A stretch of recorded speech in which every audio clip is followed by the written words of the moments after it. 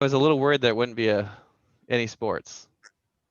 Yeah, we're basketballs are planning on a game on November 25th. So are they doing WCC? I mean, that's it, or are they going to go outside of the conference, or? Outside of the conference. Wow. All right. So we're gonna have a real season. Yeah, And I heard we're good from what Coach was saying. I hope so. Uh, he was saying he's got some real good players this year. Yep. Hi, Dr. Cesares. CP says hi. He says hi. Hi, buddy. His Cowboys he's are losing right now, so he's oh not happy. And they look oh and oh they it's look bad. it's 21-0. Oh my God. Oh, they're gonna get a defense next year. Yeah, I'm sorry, buddy. That's all bad. All right. All right. So everybody here? Emily, Yeah. whenever you're ready, if you want to go ahead and introduce Dr. Schlenger, and then we'll get started. Yeah, absolutely. So make sure everyone, like you guys know, keep your microphone on mute and pay attention. We have Dr. Schlenger here to talk to us more about chiropractic care. So I will hand the mic over to you, Dr. Schlenger. Thank you. All right. Thanks. Yeah. So yeah, I'm a practicing chiropractor in Stockton, obviously, right next to you guys. I'm just up the street. So if you guys ever have any questions, feel free to bounce up here. And I think you guys used to even have with the, I think it was an undergraduate, an elective. You guys could come out here. I don't know if you guys are still doing that, um, but anyway, feel free to jump in and do that. We'd be always happy to have you over here. But so I do. We do primarily, of course, I would say University Pacific is our main sports channel, but we do all kinds of athletes. We do everything from the hockey team. We used to do the basketball team. And I'd say we did a few of the high schools regularly. And so anyway, I'm a huge fan of sports and love to help those guys out. But let's talk about chiropractic. So chiropractic is, at least from the way we look at it, me and Dr. Casadas, we're really big on structural stuff. And so I would say a structurally based chiropractic practice. So when you come down to our office, what we like to do is take x-rays of every patient, do a full evaluation. And our job, as much as possible, is to restore that alignment. And we're really focused on spines. Doesn't mean we don't address shoulders or address knees or address hips.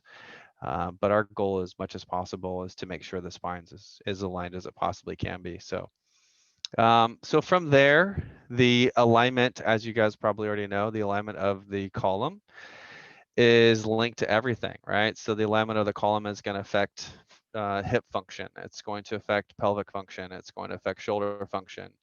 Everything that's surrounding that, which is really important for those athletes, great, because anything that's going to be in the kinetic chain is going to have an impact. So chiropractors like us, we tend to break it down into, I would say, 5 main components. So once they have that misalignment or the misalignment is present in the structure, we're going to have dysfunction with motion. So that could be motion of those joints. Motion, shoulder motion can get disrupted, neck motion, spine motion, all those motions individually with each vertebra or maybe globally. So one of the big things we are looking at when we do an exam is how well things are moving, whichever joint we're addressing or all the joints that are linked to that particular structure.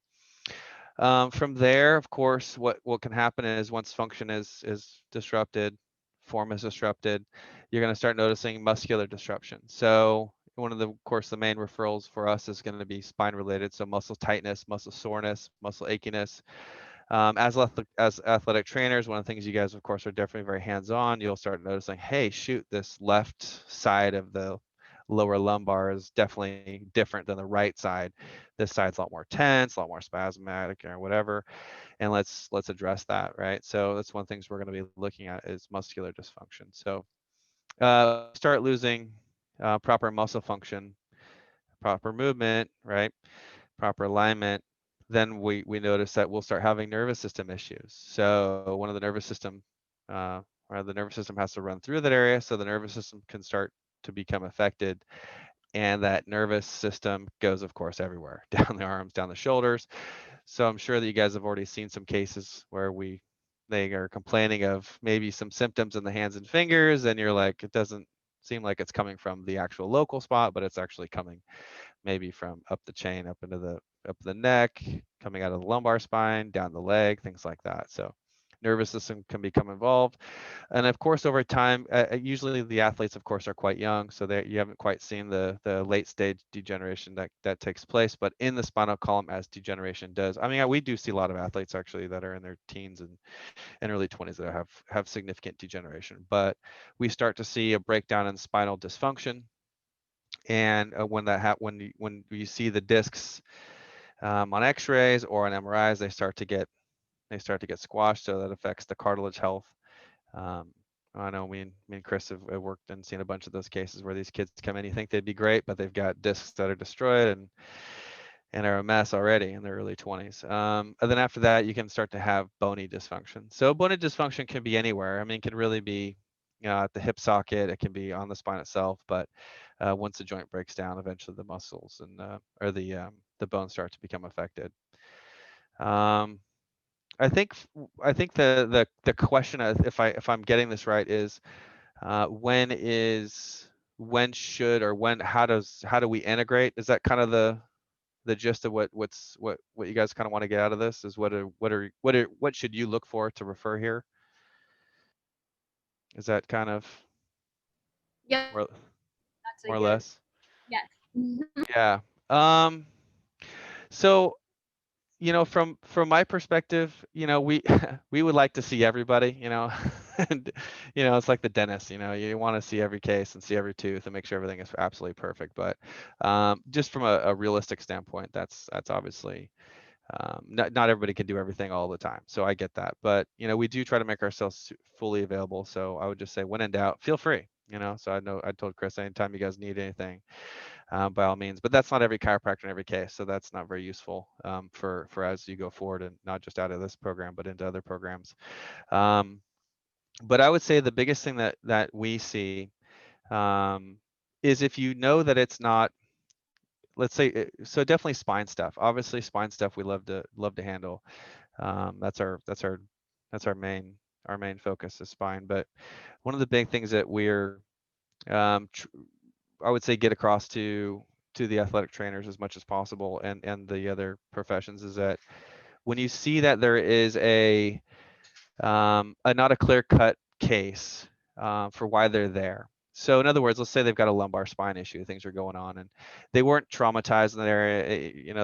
It just keeps coming up. It just keeps coming back. No matter what you do, stretching them and strengthening them, you do all that stuff, and you're like, God, I don't know why this kid just keeps, it doesn't make any sense why he's having constant pain, and it's been going on for days and weeks and months, and there wasn't a start to the injury. Those are the kind of cases where you go, okay, we should probably refer over to Dr. Schlenger and have him, Dr. Casadas, and have him take a look and see why. And then from there, of course, we do the exam and all the x-rays and all that. But just from like an actual technical standpoint, a lot of the things that you can do is look at the actual structure and try to see what you can find that's there, and know that, let's say that there's a muscular component and you're working on that, know there's also a spinal component to that muscle component. So when you're taking a look at those cases, we do what we do. We look at the leg length, we look at the hip length, we have them standing, look at the hip structure. When they're standing, we have them with a gown or whatever, and there's athletic, easy with you guys, a lot of times they're in their athletic attire. Is one shoulder tilted to one side? Is one head tilted to one side? Start to look at that structure and look at that as a whole piece, and anything in that kinetic chain. And so then the more you can kind of put that together and go, God, I'm working on this guy's right trap and it's not loosening up. And then if you take a look at the whole structure and go, well, maybe there's something underlying there in the spine that's contributing to that dysfunction. And then we can work together as a team on that. So, I could start working on the alignment, start working on that piece. You can start stretching, start strengthening, doing all the cool other stuff that you guys are able to do from a treatment perspective, laser, ultrasound, stem, all that good stuff. So combine all those. But I would say the biggest thing that we tend to uh, look at is how all those pieces are interchangeable. So I hope that kind of, in a broad sense, get you a good perspective on what we're looking at. I went kind of fast. Well, let me. I want to add something because I Yeah. think one of the things that that I have found over the years is that for in the 30 years that I've been in town, we've used a various number of chiropractors, and there's a number of them that are. You walk in, you get adjusted, you walk out, and you go back 2 days later and you walk in and get adjusted and rock. And let me tell you why we use Dr. Schlenger and why he's the only guy I've been using for years. He and Dr. Cesares, number one, they understand sports. And I don't think that's the case in all chiropractors. I don't think they're necessarily on board with what we do and the demands of sport. But I think the other thing is the presence of x-rays. And then it's, if you've ever been to his office, and if you've not been to his office, I would suggest you at least stop by, because they've got a modality room, they've got a massage room. They're treating far beyond just the manipulation. You know, they are working on a lot of different things. And to me, that's important. That's why I feel very comfortable sending all of our kids there that have back issues. And is because it's not just a mechanic shop where someone's going to get a quick adjustment and they're in and out in 5 minutes. And so I've appreciated that. Thank you. The knowledge that Dr. Schlenger brings to sports, but then also it's not just go in, it's go in and let's do this and let's measure this and let's look at the x-rays. I'll give you one quick story. We were at I think we were at the Big West tournament in Anaheim, and I believe Dr. Schlenger was there, and we had a guy that was having some back pain, and Dr. Schlenger got on his phone and pulled up the x-rays and then knew exactly what to do to make this guy feel better so that he could play immediately. It was outstanding. It was great collaboration. And I think those are the kinds of things that I really appreciate. Yeah, I think, you know, it's a good point. As going forward, what are you going to look for in your practitioner? And it's yeah, a lot of chiropractic ends up kind of centering on, I would say, insurance-based work. And insurance-based work kind of ends up being very, you know, like you said, you just kind of come in, nothing, you just adjust them and out they go. But to do really good work, you really should be doing thorough evaluations of all of your patients. And so you kind of look for, do those chiropractors know what they're doing with all those modalities? They might have them, but they know how to use them, they know how they're doing those. But are they doing a good evaluation? Are they doing good work as far as getting a good exam, getting a good history? Because from the history and from the exam, you're really going to guide your treatment. And so if they're really not assessing the patient well, you're going to run into that sort of problem where you're just going to get kind of a cookie cutter approach. But no one's a cookie cutter. And so I give it a good example. This one kid, he's on the hockey team, he's on the Heat, and he's actually been up in the NHL a bunch and back, but he had come in and he's having some back issues. And so I take an x-ray of him, and he's had chiropractic over the years. A lot of these guys are not new to this type of work. And he had a 14 millimeter structural leg length inequality. So he had one leg physically 14 millimeters shorter than the other, and his pelvis just was like an angle like this. And I showed it to him. He's like, no way. The other chiropractors would have told me. I'm like, well, did they take x-rays? They just say, and he goes, well, no. But I'm like, well, how? I mean, it's that's one of the key components of what we do is if how are we supposed to measure that? How are we supposed to get that correct if we don't do that? So nonetheless, actually, we had him adjust his skates. And I guess they can put little shims and things in the skates to build it up so that they can be comfortable within that hard shell plastic thing that they have to put their foot in. But those are the kind of things that you have to just take each case that comes through. If I just adjusted them and said, oh, you're a little off, I'll adjust your pelvis to compensate, it wouldn't have worked. So for me, a good evaluation is going to be critical. So a good exam, a good history. And so every case that comes in, regardless, we'll do that. And extras, of course, are a big part of that for us.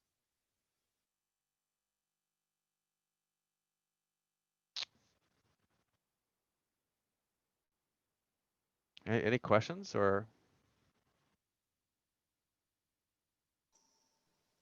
I have a question. Yeah, fire away. In terms of patients, I guess, that you have mostly that are athletes, do you feel like you are manipulating the same like things in most athletes compared to people who are like industrial or non-athletic? That's a good question. I,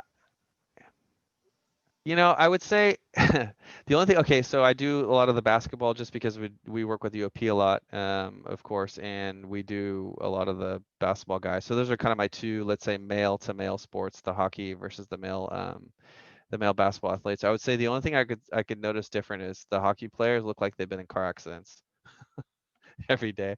Basketball players tend to look pretty good. They seem to have fewer collisions and fewer issues. But I would say it probably depends on the sport. But I don't see anything necessarily that ends up being. I mean, you can kind of see some things develop differently, like a pitcher might start to develop kind of unilateral issues, shoulder, neck areas, and certain parts of their pelvis. But I would say they all kind of look like the rest of us. The nice thing about athletes, though, to be honest, is that even though they do push themselves really hard, they are in general they heal quite well. Things go quite well because the more movement, a lot of them are very health focused anyway. So just getting the body moving is they tend to do very well in rehab and very much get better quicker. So that's a nice thing. Athletes are good to work from that standpoint. So um, I don't know if that answers it that well, but I'd say look Yeah, like everybody that makes else. sense. Thank Yeah. you. Yeah, you're welcome. I have one other question. Yeah, fire away. So I know as athletic trainers, we learn how to do joint mobs, and there's like different manipulation levels. Mhm. And for chiropractics, it's more like, I think it's grade 5, I think, manipulation. Yeah, they've kind of keep changing the definitions, but yeah. So I guess that for someone who's just learning how to do joint mobs, like, do you have any techniques or like advice for us to be able to, okay, like if you Sure. hold it this way or if you manipulate this, like what we're supposed to be feeling in terms of the Yeah. different levels? So so usually what I try to do is usually there's a control side, meaning that if both knees aren't a mess or there's both ankles aren't a mess, usually have a nice control side. So you look at say the left ankle is the one that hurts them or whatever is the giving them the most trouble. I'll actually look at the right ankle first, just to kind of see what does their ankle feel like in comparison to the one that's not so good, at least subjectively, and then go and look at that particular one. Um, and then so from there you can kind of feel, okay, is it sloppy? Is it tight? Is it restricted? Is it scar based? Does it not turn this way that well compared to that one? So you can actually use that, unless they're both damaged, obviously, then you're having to just compare to what your, typical mental picture of that, what ankle should feel like.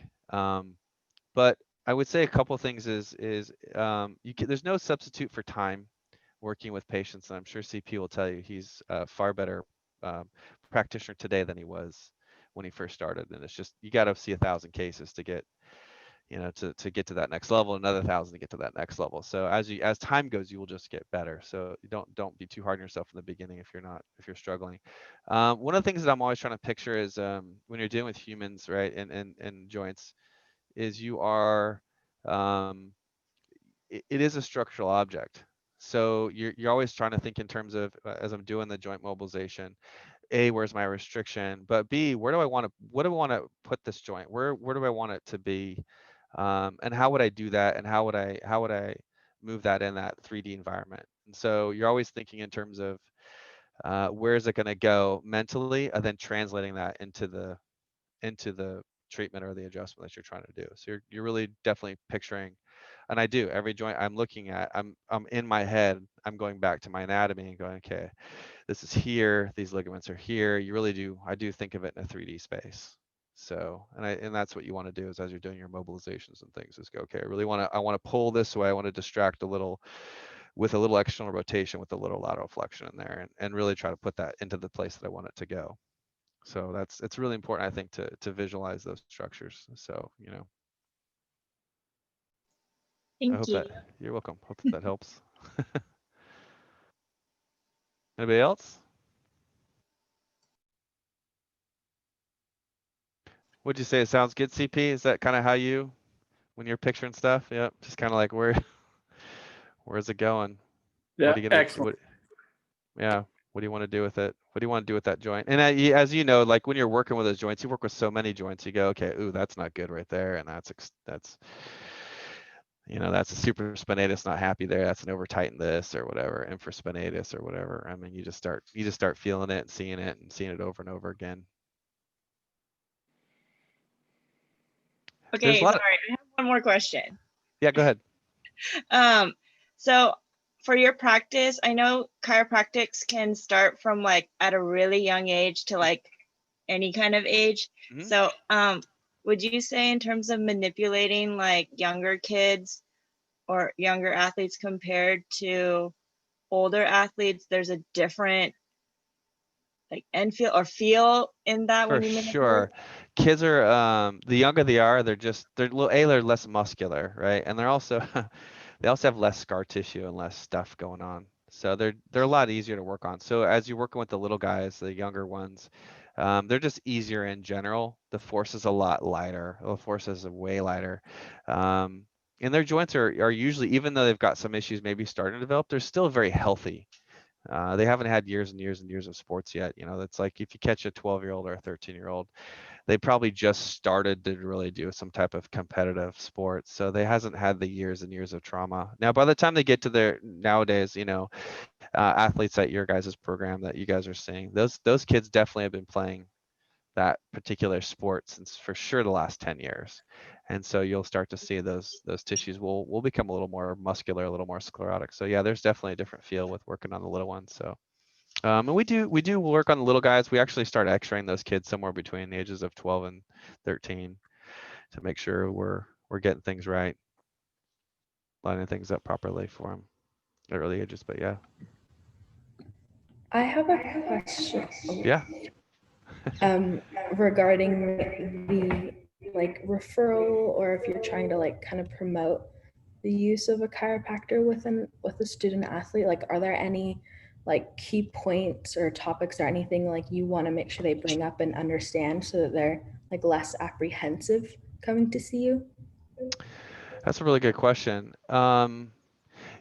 Usually what that's a good question for Chris is how do you get them over here without being too nervous. But um, I don't really have a good, I would say, technique. The best thing that I try to do for just people in general when I'm working with them from a fear base is I get them to kind of walk through the problem with them. So before we even begin our care here, I do like to go through, okay, this is what we're going to do. We're going to do an exam. We're going to look for this. Once we find this, we're going to fix it in this particular way. So we kind of step them through, especially when they're very, very new, because a lot of times it's lack of understanding that inhibits them. So a lot of times, maybe in your situation, if you're doing that referral, is hey, what Dr. Schlenger is going to do is going to take a look at look at your spine, make sure everything's okay, take some x-rays, do a good evaluation, and then go from there, rather than kind of saying this is going to happen and we don't really know, because maybe there's something that's not that bad, or maybe there's something more serious. I need to refer them to the orthopedic surgeon and have them look at, or MRIs or whatever. But just explain that process to them is probably the easiest way to go about it. And I also think that there are people who are deathly afraid of adjustments. For The sure. mere sound of popping. And so that's something where I would communicate with Dr. Schlenger as I set up the appointment, and I would say that. And then he's got other modalities and he's got That's right. other techniques, and he can work on different things.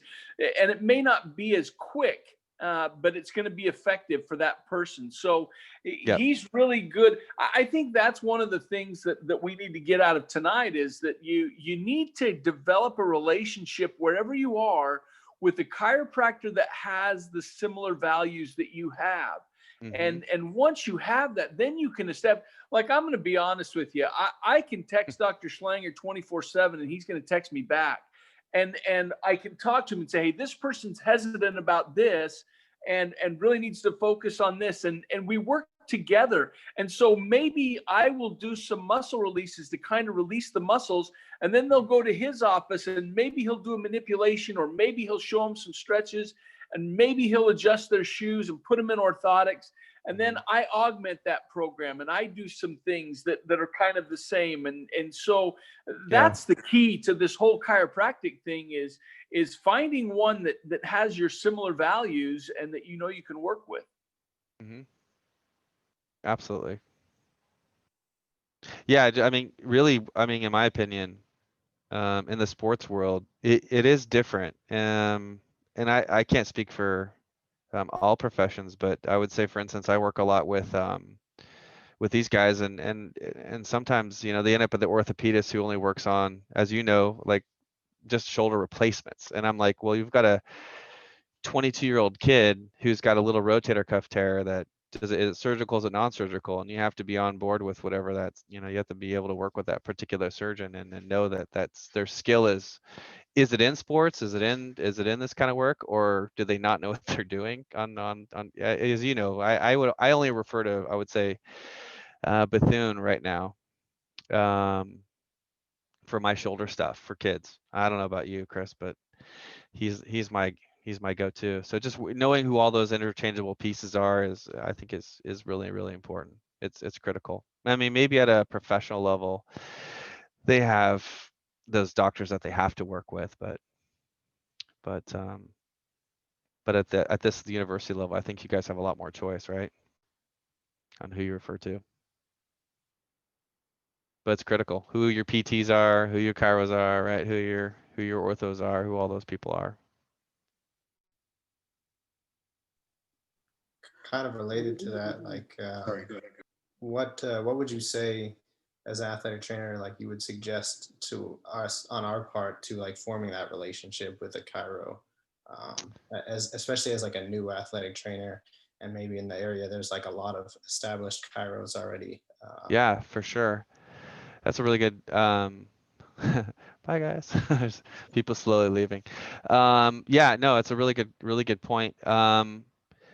I would kind of get their background. I mean, to me, I grew up playing sports, so for me, sports is just part of what I like to do and always like to do. So I grew up playing baseball and tennis, and so that kind of, when I got out of chiropractic college and I went to work, it was, you know, one of those things I really wanted to do was help those, because my dad's a chiropractor, so I was able to get chiropractic care throughout whenever I needed it. I sprained an ankle, you know, slide into home base or something, and a little tweak on the ankle, and I'd have my dad go and work on it. He had an office and everything, you know, so I could go down there and get that taken care of. So I think sometimes just knowing what their background is, what their interests are, will tell you a lot about who they are and what they do. I mean, I live for my athletes and sports stuff, so it's a lot of, for me it's a lot of fun. So I get a big kick out of helping those particular cases. So And um, I think Kyle, there's some trial and error. You know, you yeah, send a for kid to sure. somebody and you're like, well, that's not at all what I wanted. That doesn't fit in at all.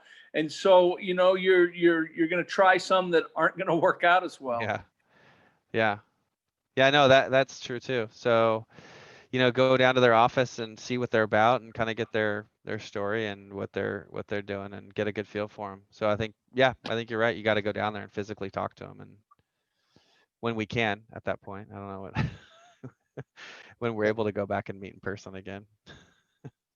Thank you.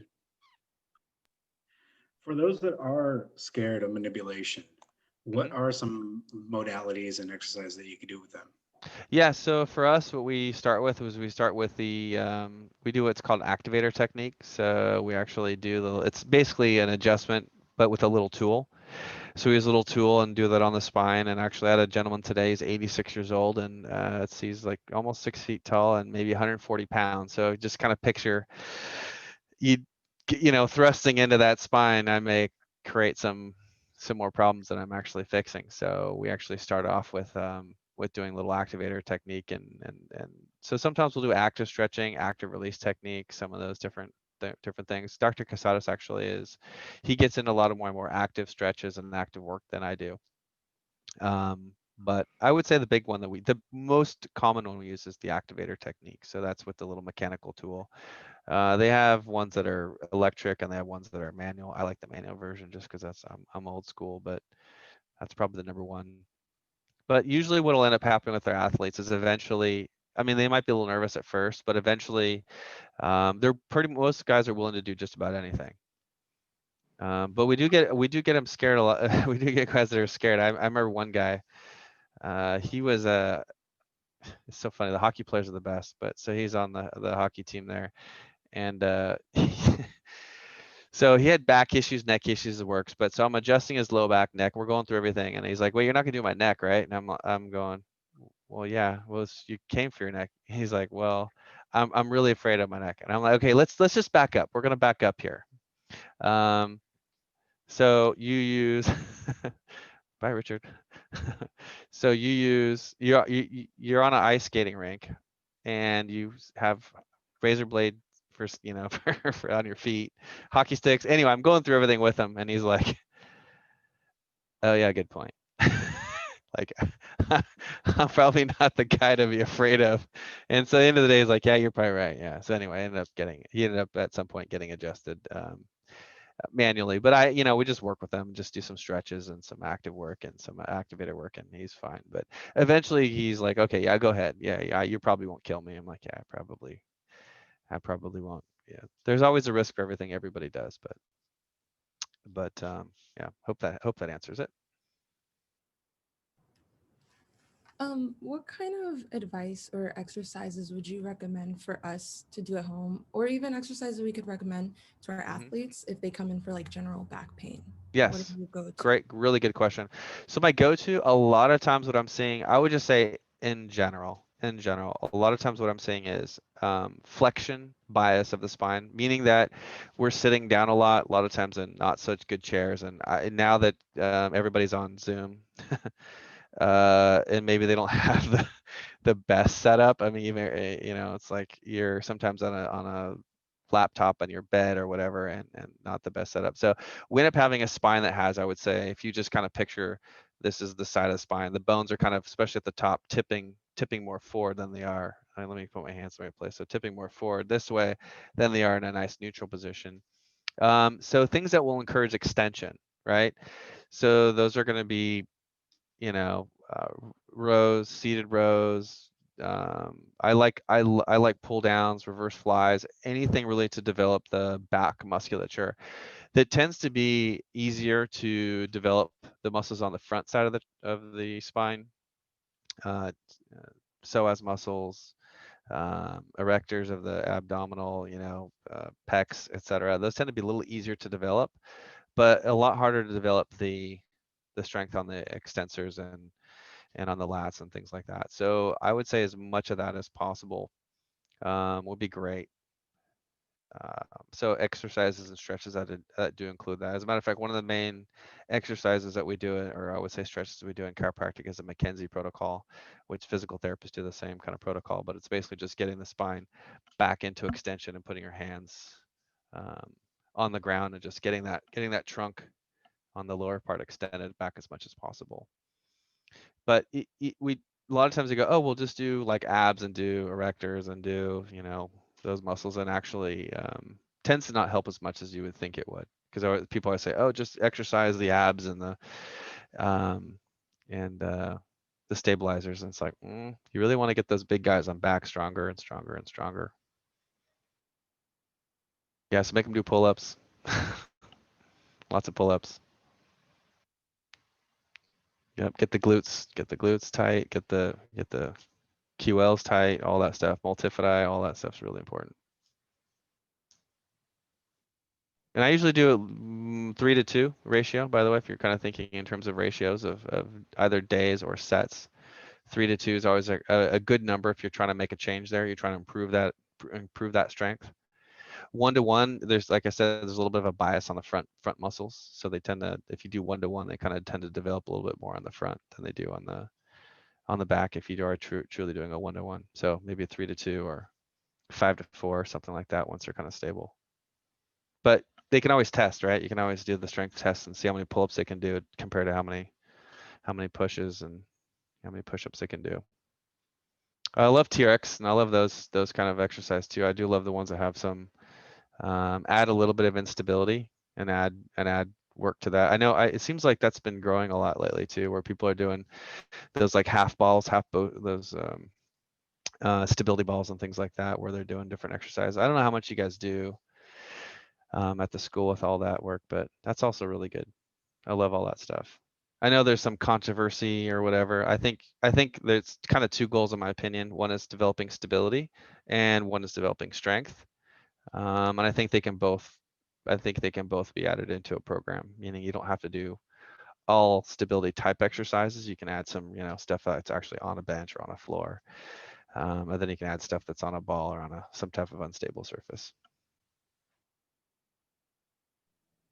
What are some contraindications that you look for when you're going to manipulate like an athlete or any person of the public? What are some of the like main contraindications that you look for that we might be aware of before we? Yeah, so I would say, I mean, let's say from not just say like a general population perspective, but I would say from a trauma perspective, anything that we would need an X-ray for. So, as a matter of fact, I was at a game the other day. It was a while ago, but someone had a dislocated ankle. Not knowing if there's a fracture or not, even though I could have set the ankle, you know, it's not I could have easily done it. I didn't. He was like, yeah, you want to put that back in? I'm like, no. We have X-rays. It's 15 minutes to the hospital. Let's just make sure I don't like, you know, take a fracture dislocation and make it worse. So when there is an indication of severe trauma, that's one of the first clues for me is we're just kind of like, let's evaluate the situation first. So I would say that's probably the with our two worlds colliding, that's probably where we'll just say, hey, let's just I mean, we have time, right? There's never a hurry. I mean, even though they might want to get back out and do whatever. Yeah, there's no like, we'll just set this, well, maybe a finger. Okay, so we might set a finger, right? You guys probably do that at your school. You know, someone dislocates a finger, you set it back in, tape it up to the other finger, and away you go. Then we'll X-ray it later, because certain joints it doesn't matter. So what if the finger's broken, right? Because we can tape it up and set it if we have to later, because we're not gonna put a pin in that. But for us as chiropractors, like in a general rule, we always look at some of just the stuff that you would think of in terms of general health. There are a few contraindications for things like cancers, and there are some other ones that people have autoimmune disorders like rheumatoid arthritis, or certain things can be affected. Neck is one of them, rheumatoid, for instance. So we tend to look at those. But with a good history, a good evaluation, a good X-ray, we can rule out all those potential negative ones. So that's the nice thing about, at least for us in California, and I would speak for the rest of us probably, is that we should be well enough trained that we can rule those out. But yeah, so if we're ever on a sideline and something really bad happens and it looks like it's severe trauma, we're definitely going to wait.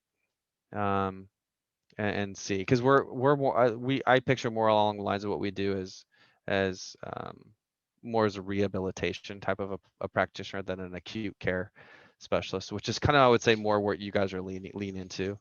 You guys have to be the ones that have to go, oh my God, this is some type of severe trauma. And let's get this looked at by the ER first, or the ortho, or whatever. Then kind of comes back to us for the rehabilitation part. Everything checks out good, on you go, right? Like a good one, we had a guy in hockey that he actually fractured the cartilage, the costochondral cartilage on his actually his left side, even right near his heart. Good story, by the way. So we we weren't going to touch him, me or the orthopedic surgeon that was actually there, or the trainer that was there. We're looking at that going, that thing has got to be fractured. It's it's so painful to the touch, and it's bad. So we ended up sending him to the hospital. And true story, the ER physician notes said return back to play, and everything's fine. And then so we looked at the CT, because they got a CT of that area, because you wouldn't see it on an X-ray. You wouldn't see a fractured cartilage. On the X-ray, you could clearly see the cartilage was fractured, and there was actual gap there. And so we're like, no, he's not returning to play. Yeah, he played the next year, but he was definitely gone for the season, or at least gone for like 8-9 weeks until that thing healed up. Poor kid.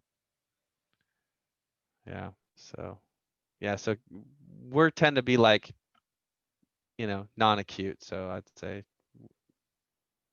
yep. How often do you typically see your patients, and like for how long of a period of time? Yeah, Yeah, good question. So I would say we do more or less the 3 phases of care for what we do. So if they're cute, we typically start with 3 days a week, and we do that consistently for 4 weeks to 6 weeks, depending on their symptoms. If symptoms are resolving quickly, sometimes we'll decrease the frequency, but let's just say average is 3 times a week for 4 weeks, and that's kind of a typical presentation. Once their pain starts to really drop down, then we go down to twice a week, and then we go down to once a week. We do have some cases that we're trying to get corrective care done, so they're here once a week, and sometimes they'll be once a week for a year. And then we have some that once they get through that process of correction, or we get the spine as good as it's ever going to be, their spine is that's it. It's all it's going to be. Then they'll come in every once or twice, like once a month or every 2 months or so for care, for ongoing care. I would say the athletes tend to be a little bit more just different. Again, you've got collisions, you've got things happening, so they might not have been in for a couple weeks, but they just did something on the court or whatever, and their shoulder and neck's kind of bugging them or whatever happened. So there's a little more with athletes. They tend to have a little more variation in what their program is versus the average person is just kind of does the same thing every day. So it's a little more predictable. But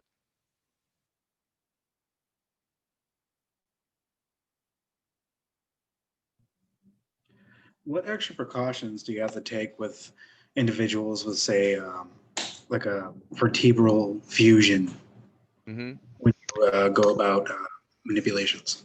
Yeah, so good question. So let's say it's obviously a surgical fusion, because if it's a non-surgical fusion, it's just the joint's not going to move. But with a surgical fusion, um, what you want to picture in there is just a ton of scar tissue. I don't know if you've ever seen those on TV or watched any of the surgeries happen. I mean, it's when they do the fusion, especially like a posterior fusion, the entire area just gets cut open and filleted open, and then the bolts get put in. They kind of sew things back together as much as possible, but there's a big mass of scar tissue. They're even hard to see on MRI. So you kind of have to treat that area with a little bit of respect, because that area is just never going to be right. You can't undo what they did on the scar tissue side. So the best thing you can do is what we usually do is go, okay, let's say 4 or 5 is fused, which we do see a lot of those from 4 or 5 and S1 is fused together. You just make sure the areas above those areas are where they didn't touch and they're non-surgical are working really well, because I'm not going to really fix the surgical area anyway. The area right above that area is the one that you kind of watch and just kind of be very ginger, because the area above it is going to take the brunt of it, right? Because if you fuse 5 and S1 together, for instance, your 4-5 is going to have a little extra motion in there, and it's also dealing with scar tissue, and motion is going to be disrupted anyway. But do your best to make sure the areas above that area, 2 and 3, 1 and 2 are doing really well. And then we'll just focus really heavily just to make sure the pelvis is straight. It's like if something's compromised, the better everything else is around it, the less that area will be affected, right? But if that's compromised and that's usually when they're a disaster. So we're just very cautious with that area, and just know that you're not going to fix the scar stuff, fix the mess that's in there, and it's my own personal thing. I don't like surgeons that perform those except on what I would call unstable areas, meaning I think there are cases to do those, but I think a lot of times surgeons do those for pain management. And I don't think it's a good tool for pain management, meaning fusing the joint that's an already stable joint. Chiropractors are more along the lines of if it's unstable, meaning the structure is sloppy, and if you don't put bolts and pins in there, it'll just continue to slop away the structure. There are there are unstable cases that you should, because neurologically they'll be very damaged over time, and so it's important that those get neurologically stabilized. But I tend to as a practitioner stay away from those that get a little aggressive on their I would say pain management based decisions, and not decisions based upon the actual structure. But it's an opinion. I do have guys that I work with that kind of don't follow that typical protocol. So I tend to end up referring to those particular practitioners, but it doesn't mean I don't see the patients from the guys that do have those surgeries. So, but Yeah, you're seeing less and less of them, I think. That's my estimation. I think I'm seeing fewer and fewer of those. It seems like I'm seeing an increase in pain management, which is good. You know, injections and different, you know, nerve ablations. I'm starting to see more of those, which is good. I hope that's a growing field because I think that has a lot of value. I have a question. What kind of treatment options do you usually perform for patients that have uneven hips? Yeah, so uneven hips, I would say, are caused from, let's say, two categories. One would be a physically structural leg shortness, so either femur or tibia that's a little shorter than the other one for whatever reason. And so on X-ray, we'll get a good idea of which one those are. And then from the let's say that it's not just a short leg. Let's say they're off by 4 or 5 millimeters, but it's a pelvic torsion type of a presentation. So the SI joint can become misaligned. So we'll actually adjust the sacroiliac joint, and usually we'll end up doing both sides. We'll let's say do a right side and a left side of that SI joint, and then couple that with some stretches and some things that we can do at home. So for instance, if the pelvis is going one direction, I'll have them do where they hang one leg off of the table. And at home, for instance, they'll hang, let's say, the left one off the table, so the left glute, left leg is completely hanging, or they'll have them grab their right leg and stretch that right knee up towards their chest.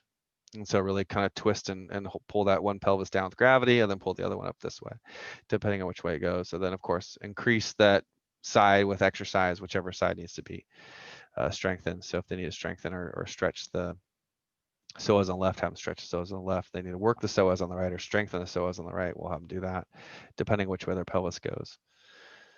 But you can a lot of times from even in a training room, if you don't have an X-ray at the time, so a lot of times you can even just see it. You just get on the PSIS, get on the iliac crest, and look where those pieces are lining up, and look at the feet, look what they're lining up, and kind of go, oh wow, this is like really short. This PSIS is lower than the other one, and this ilium's a little higher, so the crest is higher. So Would you say that patients that do have uneven hips that can cause SI joint dysfunction like in the future? yeah, so in and of itself, you can have the SI joint dysfunction on the right, for instance. It can mean it in and of itself can be twisted, and causes issues. So I mean, it's one and the same, I guess, is probably the best way to put it. But yeah, it can cause all kinds of issues, not just at the time, but in the future. But so I always, one of the things I have the luxury of, I have the X-ray here, so I can see if it's a structural, or I call it a functional. So in other words, is it spine / pelvis, is it SI? But and every once in a while, by the way, the pubic symphysis in the front can also be part of the problem as well. So sometimes we'll actually work on that area as much as possible too. So usually I do that with just exercises and stretches. We don't actually, sometimes we'll actually have to adjust that area, but usually we just work on the sacroiliac from the rear and then do some stretches, and that pubic symphysis can actually kind of relocate properly. Does that answer the question? Yeah, it does. Thank you. Okay. So in respect to Dr. Schlenger's time, is there any one or two last questions for him?